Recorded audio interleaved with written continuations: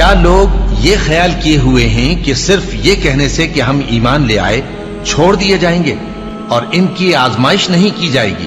اور جو لوگ ان سے پہلے ہو چکے ہیں ہم نے ان کو بھی آزمایا تھا اور ان کو بھی آزمائیں گے، سو اللہ ان کو ضرور معلوم کرے گا جو اپنے ایمان میں سچے ہیں اور ان کو بھی جو جھوٹے ہیں۔ کیا وہ لوگ جو برے کام کرتے ہیں یہ سمجھے ہوئے ہیں کہ یہ ہمارے قابو سے نکل جائیں گے؟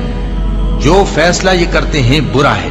جو شخص اللہ کی ملاقات کی امید رکھتا ہو تو اللہ کا مقرر کیا ہوا وقت ضرور آنے والا ہے، اور وہ سننے والا ہے، جاننے والا ہے۔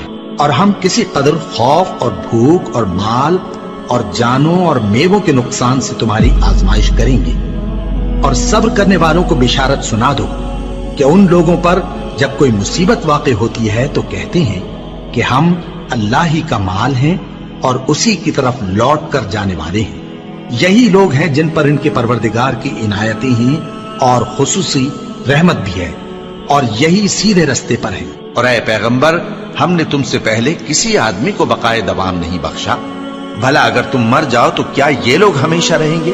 ہر شخص کو موت کا مزہ چکھنا ہے، اور ہم تم لوگوں کو سختی اور آسودگی میں آزمائش کے طور پر مبتلا کرتے ہیں، اور تم ہماری طرف ہی لوٹ کر آؤ گے۔ کوئی مصیبت زمین میں اور خود تم پر نہیں پڑتی مگر بیشتر اس کے کہ ہم اس کو پیدا کریں ایک کتاب میں لکھی ہوئی ہوتی ہے، اور یہ کام اللہ کو آسان ہے، تاکہ جو فائدہ تمہیں حاصل نہ ہو سکا اس کا غم نہ کھایا کرو، اور جو تم کو اس نے دیا ہو اس پر اترایا نہ کرو۔ اور اللہ کسی اترانے اور شیخی بگاڑنے والے کو دوست نہیں رکھتا۔ اور ہم نے تمہیں ایک دوسرے کے لیے آزمائش بنایا، کیا تم لوگ صبر کرو گے؟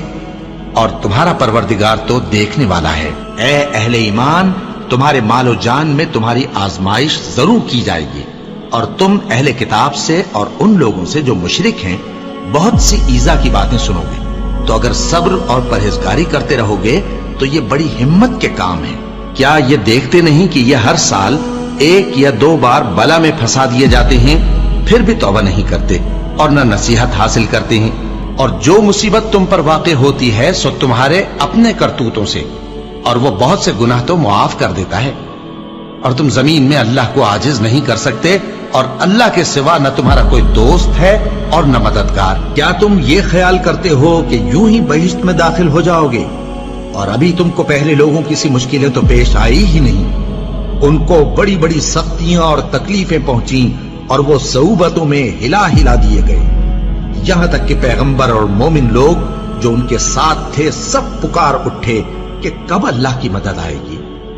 دیکھو، اللہ کی مدد ان قریب آیا چاہتی ہے۔ اللہ کسی شخص کو اس کی طاقت سے زیادہ کا ذمہ دار نہیں بناتا۔